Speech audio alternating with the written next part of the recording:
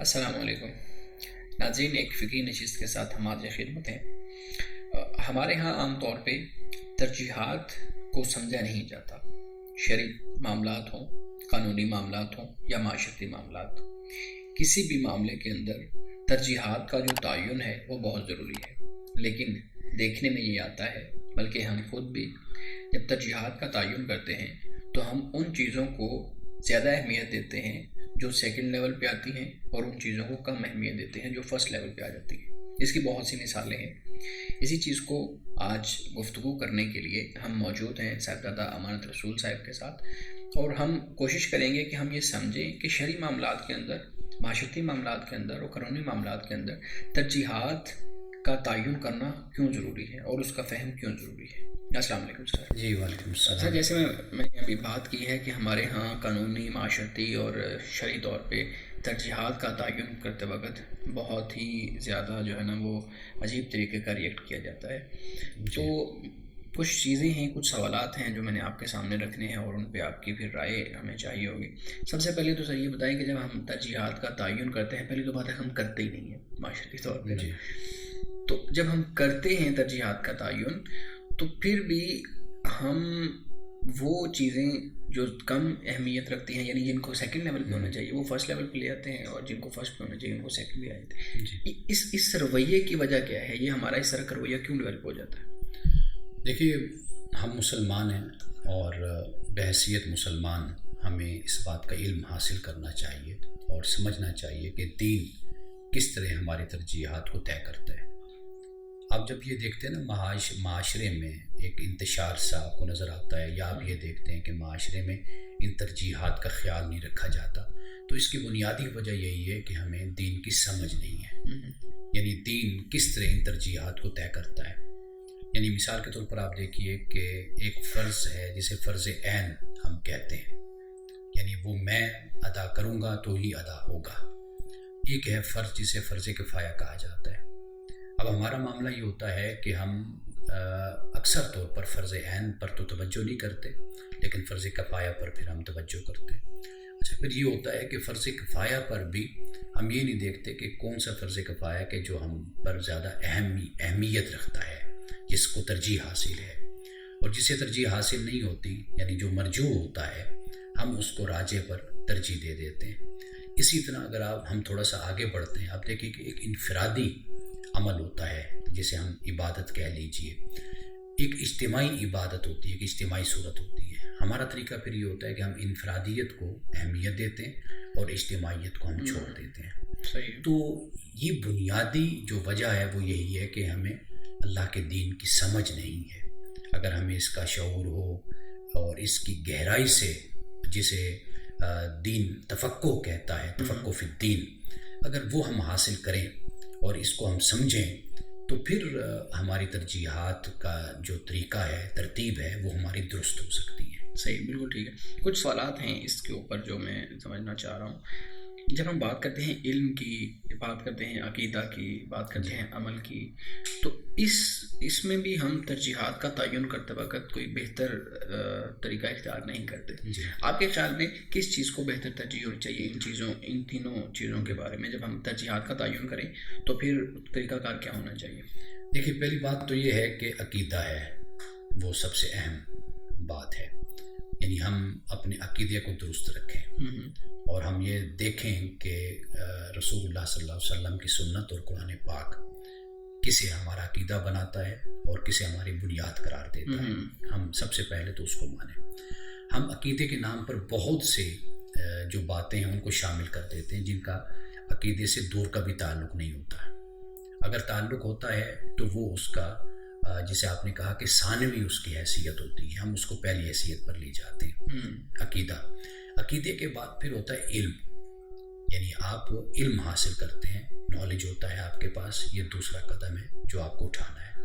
اچھا، پھر یہ کہ صرف علم نہیں، پھر اس کے ساتھ تفقہ بھی ہے، فقہ بھی ہے، سمجھ بوجھ بھی ہے، یہ تیسرا قدم ہو جاتا ہے۔ پھر چوتھے قدم پر عمل کی بات آتی ہے، یعنی عمل جو ہے وہ در حقیقت علم کا تابع ہے، علم کی پیروی کرنے والا ہے عمل میں نکھار آتا ہے، عمل میں خوبصورتی آتی ہے، عمل مزین ہوتا ہے، اخلاص سے، تقوی سے، پرہیزگاری سے، وہ اس وقت جب آپ کے پاس علم ہوتا ہے. اور اگر انسان کے پاس علم نہ ہو تو گویا کہ پھر انسان کو اپنے عقیدے کے بارے میں بھی پوری سمجھ حاصل نہیں ہوتی. اور عقیدہ وہ ہے جسے قرآن بیان کرتا ہے اور جو سنت رسول صلی اللہ علیہ وسلم سے ہمیں معلوم ہوتا ہے. صحیح. جب ہم امر بالمعروف و نہی عن المنکر کی بات کرتے ہیں تو پھر بھی ہم ترجیحات کا تعین اس طریقے سے نہیں کرتے جس طریقے سے ہمیں قرآن یا سنت رسول صلی اللہ علیہ وآلہ وسلم کو سامنے رکھ کے کرنا چاہیے. مثال کے طور پہ ہم جب نیکی کا حکم دیتے ہیں تو پھر کبھی کبھی ہم اس طریقے کو اپناتے ہیں جو طریقہ کار معاشرے کے اندر کوئی قابل قبول طریقہ نہیں ہوتا. تو بالکل صحیح کہا. اس چیز میں ہمارے ہاں بہت کنٹروورسی ہے، خاص طور پہ بتانے والوں میں بھی، یعنی جو ہمارے اسکالرز بتاتے ہیں ان میں بھی، اور جو عمل لوگ کرتے ہیں پبلکلی میرے جیسے لوگ ان میں بھی. تو اس کنٹروورسی کو یا امر بالمعروف و نہی عن المنکر کے اندر ترجیحات کا تعین کیسے ہو سکتا ہے؟ دیکھیے، پہلی بات تو یہ کہ امر بالمعروف و نہی عن المنکر ہمیں سمجھنا چاہیے.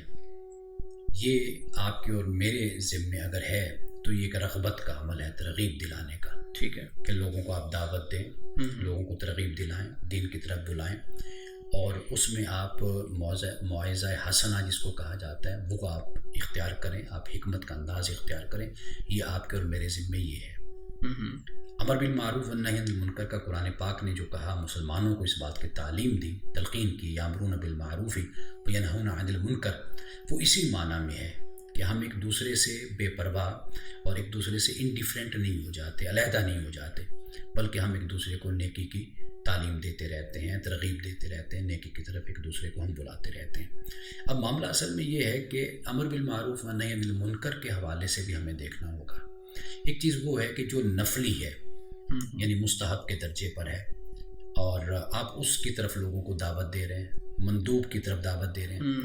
اور دوسری طرف یہ صورت ہے کہ لوگ فرائض کے بھی تارک ہیں، واجبات کے تارک ہیں، اللہ کے احکام کے تارک ہیں. تو آپ ان کو کس طرف دعوت دے رہے ہیں؟ آپ ان کو دے رہے ہیں مستحب عمل کی طرف. جیسے ہمارے یہاں آپ دیکھیے، لوگوں کی نمازیں رہ گئی لیکن لوگوں کو اپنے پروگراموں کی طرف دعوت دی جاتی ہے. کوئی پروگرام اپنی جماعت کا ہو، اپنی تحریک کا ہو، یا کوئی مذہبی بھی اجتماع پروگرام ہو تو اس کی لوگوں کو بہت زیادہ دعوت دی جاتی ہے، بلایا جاتا ہے. لیکن باقی سال کہہ لیجئے، باقی مہینے خاموش رہا جاتا ہے. لوگوں کو جو بنیادی باتیں ہیں ان کی طرف لوگوں کو کبھی بھی دعوت نہیں دی جاتی. آپ دیکھ لیجئے کہ ہمارا عمومی رویہ یہی ہے کہ ہم لوگوں کو نیکی کی طرف نہیں بلاتے. دوسروں کے معاملات کو ہم سمجھتے ہیں بھئی اس میں تو ہم نے دخل اندازی نہیں کرنی، جو یہ کر رہا ہے کرتا رہے، یہ جانے اور وہ جانے، یہ والے الفاظ بولے جاتے ہیں. تو گویا کہ اس میں بھی ہمیں یہ دیکھنا ہوتا ہے کہ فقط یہ نہیں ہے کہ آپ اپنے اوپر یہی سمجھیں کہ چونکہ میں اس گروہ کا ایک رکن ہوں یا ممبر ہوں، میں اس میں ہی پابند ہوں کہ بس لوگوں کو میں اسی کی طرف ہی بلاتا رہوں. یہ نہیں ہے، بلکہ اسلام کی جو تعلیم ہے اس کی طرف لوگوں کو راغب کرنا چاہیے نا. یہ بنیادی بات ہے. اور امر بالمعروف و نہی عن المنکر سے یہ غلط فہمی بھی نہیں ذہن میں رکھنی چاہیے کہ کوئی ڈنڈا لے کر ہم، کیونکہ امر کا معاملہ ہے، حکم دینا ہے ہم نے، تو لہٰذا ہم خدائی فوجدار ہیں، وین گارڈ ہیں، ڈنڈا لے کر اب دوسروں پر ہم برس پڑے. تو اس کی تعلیم بھی ہمیں ہرگز نہیں ہے. ہمیں اس بات کی تعلیم ہے آخری وقت تک ہم لوگوں کو دین کی دعوت دیتے رہیں، اخلاقیات کی طرف بلاتے رہیں، ان کی اصلاح کا ہم کام کرتے رہیں. بالکل ٹھیک ہے. جب ہم فرض کفایہ کی بات کرتے ہیں تو فرض کفایہ میں مختلف چیزیں آ جاتی ہیں. نماز جنازہ ہے اور اس طرح کی چیزیں ہیں. اسی طریقے سے سائنس اور ٹیکنالوجی ہے، صنعت ہے اور اکنامک معاملات ہیں.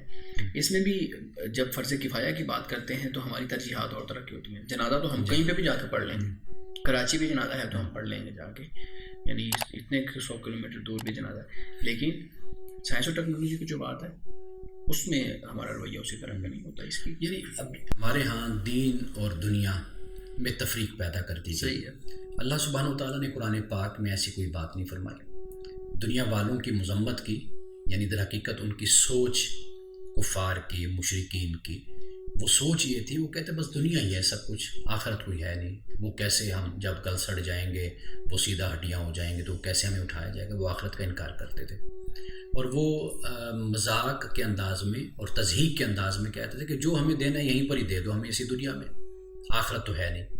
ایک تو یہ بات ہے. دوسری بات یہ کہ ہمارے ہاں در حقیقت یہ بات لوگوں کو سمجھائی نہیں گئی کہ اگر آپ سائنس ہے، ٹیکنالوجی ہے، تعلیم ہے، اگر آپ صنعت و حرفت ہے، ان شعبوں میں اگر آپ کام کرتے ہیں نا، یہ شعبے بھی در حقیقت دین ہی اسی کی تاکید کرتا ہے، دین اس کی بھی تعلیم دیتا ہے، یہ بھی فرض کفایہ ہے۔ اب ہمیں یہ فرض کفایہ کا تو پتہ ہے کہ نماز جنازہ ہم نے پڑھنی ہے، تو یہ فرض کفایہ ہے کہ بستی والوں کی طرف سے یا چند لوگوں کی طرف سے ادا ہو گیا تو وہ ادا ہو گیا۔ لیکن ہمیں یہ نہیں بتایا گیا کہ یہ جو تعلیم ہے، یہ جو سائنس ہے، یہ جو صنعت و حرفت ہے، یہ جو ترقی ہے، یہ بھی فرض کفایہ ہے۔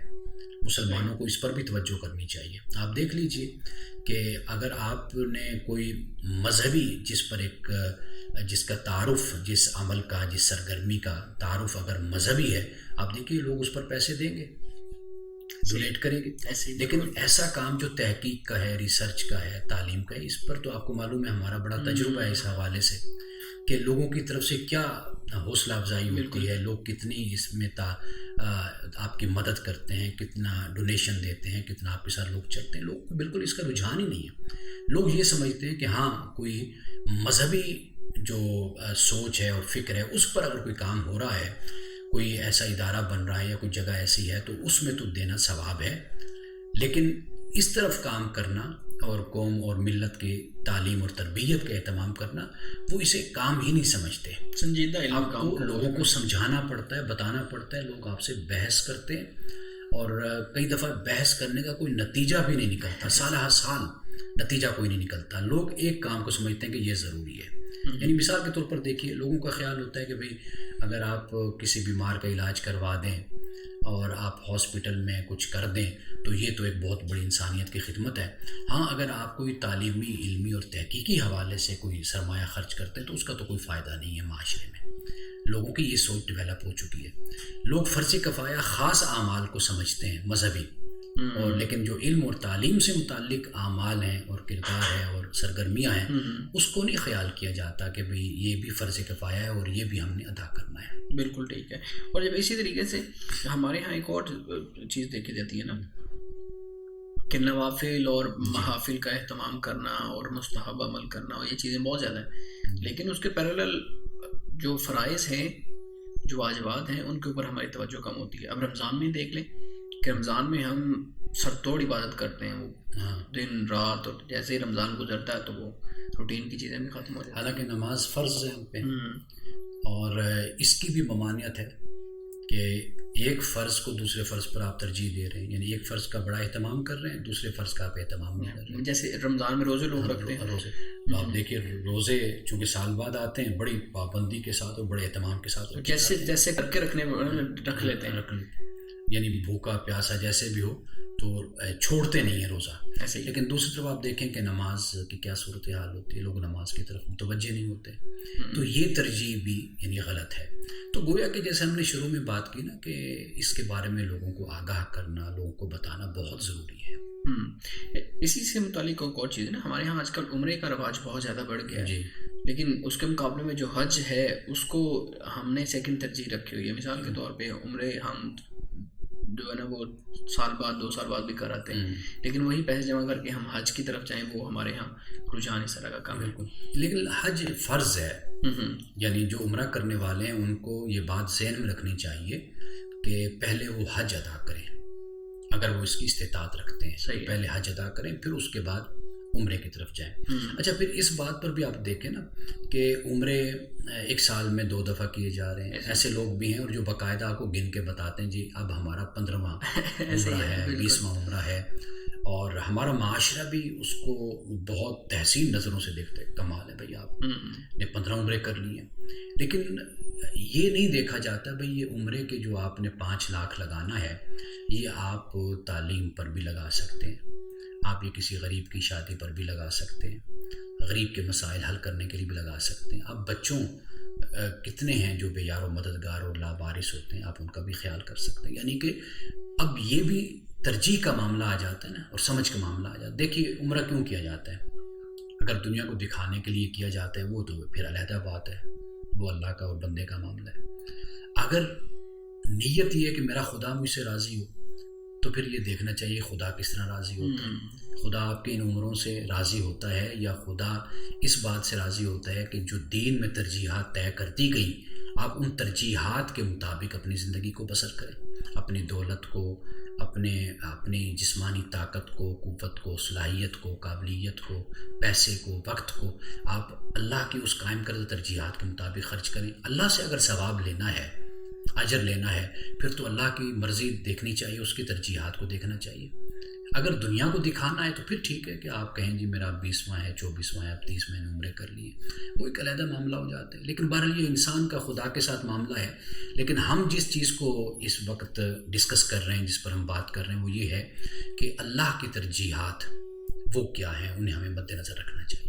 اصولی اور فروئی جو معاملات ہیں ان کے اندر بھی ہماری جو ہے نا وہ رویہ اور طرح کا ہوتا ہے. ہم فروئی معاملات کو زیادہ اہمیت دیتے ہیں جبکہ اصولی معاملات کو کم اہمیت دیتے ہیں. نہیں، آپ یہ دیکھیے نا، یہ بڑی اچھی بات آپ نے کہی ہے کہ ہمارے ہاں ہوتا کیا ہے، ہم ان باتوں پر بحث کر رہے ہوتے ہیں جن کا میرے ساتھ کوئی تعلق نہیں ہے. یعنی میں اس پر نہیں بات کر رہا اور میں اس پر کنسرن بھی نہیں ہے، مجھے پریشانی بھی نہیں جو میری ذات سے ڈائریکٹ براہ راست جن باتوں کا مجھ سے تعلق ہے. گویا کہ اصول پر مجھے فکر نہیں ہے، مجھے فروع پر فکر ہے. یعنی وہ باتیں کہ جو میری ذات کے بعد جا کر کہیں شروع ہوتی ہیں، میں ان باتوں کے بارے میں بحث بھی کر رہا ہوں، گفتگو بھی کر رہا ہوں، سب کچھ کر رہا ہوں. یہ ایسے ہی ہے کہ جیسے آپ دیکھ لیجئے کہ بنیادی عقیدہ اس کو جاننے کے بجائے، اس کو سمجھنے کے بجائے، ہمارے آپ دیکھیے کہ وہ عقائد کہ جو مسلک کی بنیاد پر ہوتے ہیں، لوگ اس کا بڑا نالج رکھتے ہیں. بالکل ٹھیک ہے. آپ ان سے بحث مباحثہ کر لیں، نور و بشر کے مسئلے پہ، حاضر و ناظر کے مسئلے پہ کر لیں، فقہی مسائل میں چلے جائیں تو آمین بالجہر ہے یا تلاوت ہے خلف الامام، قرات خلف الامام کا مسئلہ ہے، اس پر بات کر لیں. آپ لوگوں کے ساتھ آپ یعنی غائبانہ نماز جنازہ پر گفتگو کر لیں. ان مسائل پہ لوگوں کے پاس بڑا نالج ہوگا.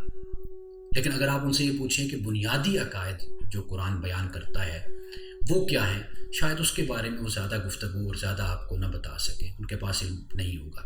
تو یہ بھی ایک اصول اور فروع کا فرق ہو جاتا ہے کہ وہ باتیں کہ جو آپ کے مسلک، آپ کے مشرب اور آپ کے فرقے سے متعلق ہو جاتی ہیں، ان کا نالج تو آپ کے پاس ہوتا ہے. لیکن جو بنیاد ہے اللہ کے دین کی، مبادیات دین ہے، اس کے بارے میں آپ کو کوئی خبر نہیں، آپ کو کوئی علم نہیں اس کے بارے میں. یہ تو ہم نے مذہبی طور پہ اور شرعی طور پہ چیزوں کو تھوڑا سا دیکھا ہے. ہم جب معاشرتی معاملات میں دیکھتے ہیں جیسے حقوق و فرائض ہے تو اس میں بھی ہم ترجیحات کا جو نا وہ کہتے ہیں نا تہس نہس کر دیتے ہیں کہ ہم جو جس چیز کو ترجیح ہے اس کو ترجیح نہیں دینی. مثال کے طور پہ گھریلو معاملات میں، شادی کے معاملات ہیں، اس میں جو بیوی کے حقوق ہیں وہ پورے نہیں کرنے، لیکن اس کے مقابلے میں جو ہے نا وہ اپنے دوستوں اور باقی چیزیں ہیں ان کو زیادہ اہمیت دے دینی ہے. یعنی جیسے اگر کوئی ڈونیشن بھی دینی ہے یا خرچ بھی کرنا ہے، زکوٰۃ دینی ہے، تو اپنے رشتہ داروں کو نہیں دینی، باہر کے جو غریب ہیں ان کو جا کر دینی ہے. بھائی سب سے پہلے حق تو، بلکہ زکوٰۃ تو اپنے بھائی کو یا اپنی بہن کو بھی دی جا سکتی ہے. زکوٰۃ تو پہلے اپنے رشتہ داروں، اپنے محلے ان کا خیال کیا جائے. پھر اس کے بعد یعنی اپنے جو ملازم ہوتے ہیں، جنہیں ہم کہتے ہیں سرونٹ ہوتے ہیں یا ہمارے امپلائیز ہوتے ہیں، ان کا خیال نہیں کرتے، اپنے خادموں کا خیال نہیں کرتے. بالکل ٹھیک ہے آپ کی بات. اپنے ساتھ جو وابستہ لوگ ہوتے ہیں وہ بیچارے مفلوق الحال ہوتے ہیں، مفلس ہوتے ہیں، پریشان ہوتے ہیں، اور ہم اپنا سارا کچھ جو ان سے وہ باہر خرچ کر رہے ہوتے ہیں. یہاں پر بھی وہ بات بالکل آپ کی صحیح ہے کہ معاشرتی حوالے سے بھی ہماری بنیاد اللہ کا دین ہے. اللہ کا دین ہمیں معاشرتی حوالے سے بھی رہنمائی دیتا ہے، سماجی اور انفرادی اور اجتماعی، سیاسی، معاشی، ہر حوالے سے اللہ کا دین ہمیں رہنمائی دیتا ہے. تو ہمارے لیے یہ یعنی روشنی کا جو مرکز ہے اور جو راستہ ہے وہ اللہ کا دین ہمیں دکھاتا ہے. تو اس لیے معاشرتی حوالے سے بھی ہمیں بتایا جاتا ہے کہ آپ کی ترجیحات کیا ہونی چاہیے. مثلا والدین ہیں، بیوی بچے ہیں، پھر انسان کے رشتہ دار ہیں، یہ سارے معاملات قرآن پاک اس کو بیان کرتا ہے، واضح کرتا ہے. تو اس لیے ہمیں اپنی زندگی میں اس بات کو سمجھنا ہے بنیادی طور پر بحیثیت مسلمان کہ اللہ کے دین نے ہماری زندگی کے مختلف پہلوؤں میں ہماری ترجیحات کو کیسے کیسے طے کیا ہے اور ہمیں کس طرح لے کر معاملات کو چلنا ہے. اور اس میں سب سے بہتر میرے خیال میں رسول اللہ صلی اللہ علیہ وآلہ وسلم کی سنت ہے کہ ہم آپ کی لائف کو دیکھیں، اس حسنہ کو دیکھیں کہ کس طریقے سے آپ نے حقوق العباد اور باقی اپنے جو چیزیں ہیں ان کو کیسے طے کیا ہے. اور خاص طور پہ ہمارے ہاں فیملی سسٹم کے اندر یہ بڑا ایشو ہوتا ہے کہ ہم اپنی خواتین، اپنے بچوں اور اپنے والدین کے حقوق کو ادا کرنے کی طرف کم توجہ دیتے ہیں، جبکہ آفس اور دوستی اور ان چیزوں کے مثال کے طور میں آپ کو بتاؤں، میں کچھ ایسے لوگوں کو جانتا ہوں جو 50,000 اپنے دوستوں پہ خرچ کر لیں گے لیکن جب بچوں کے کپڑوں کا معاملہ آ جانا ہے, ان کی جوتیوں کا معاملہ آ جانا تو کہتے ہیں ایک ہی بڑی ہے بس, صحیح ہے, مطلب کپڑے ہیں تو صحیح, گزارا ہو تو رہے. اپنے کپڑوں کا معاملہ آ جانا ہے تو کہتے ہیں گزارا ہو تو رہے. تو یہ بڑی ایسی چیزیں ہیں جو معاشرتی طور پہ احساس کمتری پھر بچوں میں پیدا ہو جاتی ہے. اور دیکھیں جو بنیادی بات ہے نا وہ یہ ہے کہ دوستوں کو کھلانا یہ تو نہ کوئی دین کا تقاضا ہے, نہ اللہ کی طرف سے حکم ہے, نہ رسول اللہ صلی اللہ علیہ وسلم کی طرف سے حکم ہے کہ آپ نے اس طرح پیسوں کو لٹانا ہے, بلکہ یہ تو ضیاء میں آتا ہے. ٹھیک ہے کہ مہمان نوازی ہوتی ہے, ایک ضیافت ہوتی ہے, وہ ایک حد تک ہوتی ہے, لیکن اس میں بھی اس بات کو پیش نظر رکھنا چاہیے کہ کہیں وہ اپنے بنیادی جو فرائض ہیں ان سے تو غفلت نہیں برت رہا. یعنی والدین ہیں, بیوی بچے ہیں, آیا کہ کہیں ایسا تو نہیں نا کہ ان کا حق اپنے دوستوں کو کھلا رہا ہے. تو اس لیے یہ ان ترجیحات کو ہمیں اپنی زندگی میں طے کرنا چاہیے. میں ہمیشہ یہ بات کہتا ہوں کہ زندگی کو مختلف خانوں میں ہمیں تقسیم رکھنا چاہیے. یعنی ایک خانہ ہوتا ہے کہ جو کاروبار تجارت کے لیے آپ نے اتنا وقت دینا ہے اس کو کہ جس سے آپ کی باقی زندگی متاثر نہ ہو. پھر ایک خانہ آپ بیوی بچوں کا رکھیں. ایک خانہ ہے کہ اللہ کے دین کے لیے آپ وقت رکھیں. ایک خانہ جو سا ہے وہ آپ اپنے دوست اور دنیا کے معاملات کے لیے رکھیں. تو ہم جب تک اپنے آپ کو اس طریقے سے لے کر نہیں چلیں گے تو ہم اللہ سبحانہ و تعالیٰ کی خوشنودی ہم حاصل نہیں کر پائیں گے. یعنی ایسا نہیں ہونا چاہیے. کوئی لوگ دیکھیں کہ جو کاروبار میں اتنے مست ہوتے ہیں کہ سارا دن, یعنی وہ جب نکلتے ہیں تو بچے سو رہے ہوتے ہیں یا اسکول ہوتے ہیں, یا رات کو آتے ہیں تو بچے سو رہے ہوتے ہیں, بچوں سے ملاقات نہیں ہوتی ان کی, ویکینڈ میں جا کر کہیں ملے تو ملے. تو یہ رویہ بھی درست نہیں ہے. تو لہٰذا زندگی کو مختلف خانوں میں آپ رکھیے. دولت بھی کمائیے, بیوی بچوں کو بھی وقت دیجیے, اللہ کے لیے بھی وقت نکالیے. اللہ نے 5 وقت نماز فرض کی ہے تو آخر اللہ اپنا وقت مانگتا ہے نا انسان سے, کبھی نکالو. اور اسی طرح اپنے دوستوں کے لیے, معاشرے کے لیے, سماج کے لیے بھی انسان وقت نکالے. تو اس طریقے سے یہ در حقیقت وہ ترجیحات ہیں جو اللہ سبحانہ و تعالیٰ ہماری زندگی میں طے کر دیتا ہے. صحیح. اب آخری 1-2 منٹ کے اندر میں نے 1-2 چیزیں پوچھ لی آپ سے. ہمارے ہاں عبادات کا جو تصور ہے وہ بھی اور طریقے سے بیان کیا جاتا ہے. ہم اجتماعی عبادات کی بجائے ہم انفرادی طور پہ عبادت یا کوئی بھی کام کرنے کو ترجیح دیتے ہیں. اس بارے میں آپ کی کیا رائے ہے کہ ہمیں مذہب یا جو شریعت ہے وہ کیا رہنمائی دیتی ہے؟ دیکھیے اجتماعی عبادت کو واضح بات ہے کہ انفرادی عبادت پر ترجیح حاصل ہے. یعنی 5 وقت نماز ہے, اگر آپ باجماعت پڑھتے ہیں تو اس کی فضیلت ہے, اور رسول اللہ صلی اللہ علیہ وسلم کے حدیث کے مطابق 70 درجے اس کا زیادہ ثواب آپ کو ملتا ہے. واضح بات ہے کہ جب آپ اجتماعی طور پر بیٹھتے ہیں تو اس کا بہت فائدہ ہوتا ہے. آپ معاشرے میں چلتے پھرتے ہیں, لوگوں کے بارے میں آپ کو معلوم ہوتا ہے, کوئی بیمار ہوتا ہے اس کی عیادت کرنی ہوتی ہے, کوئی فوت ہو جاتا ہے اس کی تعزیت کے لیے جانا ہوتا ہے. تو معاشرے میں ایک دوسرے کے ساتھ جڑ کے انسان رہتا ہے. تو اس لیے انفرادیت پر اجتماعیت جو ہے یعنی اس کو ترجیح حاصل ہے. لیکن بہت سے معاملات ایسے ہیں کہ ان میں پھر انفرادیت کو بھی ترجیح حاصل ہو جاتی ہے, وہاں پر اجتماعیت نہیں ہوتی. صحیح ہے. یعنی انسان انفرادی طور پر اپنا خیال کرے گا تو پھر وہ اجتماع کے قابل ہوگا نا. تو اس لیے جیسے رسول اللہ نے فرمایا کہ تجھ پر تیرا بھی حق ہے, ان باتوں کو بھی مد نظر رکھنا چاہیے. تو گویا کہ ہمیں اس کے بارے میں شعور اور علم رکھنا چاہیے کہ کہاں پہ کس عمل کو اور کس وقت میں کس چیز کو ترجیح حاصل ہے, ہمیں وہ کرنا چاہیے. آخری سوال بنیادی طور پہ, آخری جو سوال ہے وہ یہ کہ جب ہم قرآن پڑھتے ہیں تو ہم ایک تو یہ ہے کہ ہم ناظرہ پڑھتے ہیں, ٹھیک ہے, اس کی تلاوت کرتے ہیں. دوسری طرف یہ ہے کہ ہم اس کا ترجمہ پڑھتے ہیں. اس میں کس چیز کو ترجیح حاصل ہے, آپ کی کیا رائے ہے؟ ہمارے ہاں وہ کچھ روایات ایسے بھی ملتی ہیں کہ آپ یہاں سے لے کے یہاں تک پڑھ لیں گے تو اس کا اتنا ثواب ہے, یہاں سے یہاں تک پڑھ لیں گے تو اتنا ثواب ہے. جبکہ کوئی بھی ہمیں ایسی چیزیں نہیں بتائی جاتی جس میں ہم یہ کہا جائے کہ ہم ایک آیت سمجھ لیں گے یا ایک سورت سمجھ لیں گے تو اس کا یہ اجر ہے, اس کا یہ ثواب ہے. کیا رائے ہے آپ کی؟ دیکھیے اس میں ترجیح سمجھ کو حاصل ہے, علم کو حاصل ہے. ٹھیک ہے. اگر کوئی قرآن پاک حفظ کرتا ہے, پڑھتا ہے تو یہ بھی ایک فضیلت کی بات ہے, اس سے تو انکار ممکن نہیں ہے. ٹھیک ہے. لیکن یہ سمجھنا کہ یہی کفایت کرتا ہے, یہی کافی ہے, تو یہ عمل درست نہیں ہے. ٹھیک ہے. ہمارے معاشرے کا جو طریقہ ہے وہ یہ ہے کہ ایک حافظ ایک بچہ حفظ کر لیتا ہے تو ہم سمجھتے ہیں کہ بہت اس نے کمال کر دیا, اس کی بڑی فضیلت ہے, بڑا درجہ ہے اس کا. لیکن دوسری طرف ہمارے معاشرے میں علماء ہوتے ہیں جو 8 سال 10 سال لگا کر علم حاصل کرتے ہیں, اللہ کا دین سیکھتے ہیں, ان کی کوئی اہمیت نہیں ہوتی, ان کا کوئی احترام نہیں ہوتا, ان کو کوئی فضیلت اور درجہ نہیں دیا جاتا. تو یہ پھر وہی معاملہ ہو جاتا ہے کہ ہمیں یہ سمجھنا ہے کہ ایک شخص ایک طرف عالم ہے اور ایک طرف صرف حافظ ہے، تو واضح بات ہے کہ عالم کو ترجیح حاصل ہے. تو اس لیے حفظ پر علم کو، تفقہ کو، فقہ کو سمجھنے کو ترجیح حاصل ہے.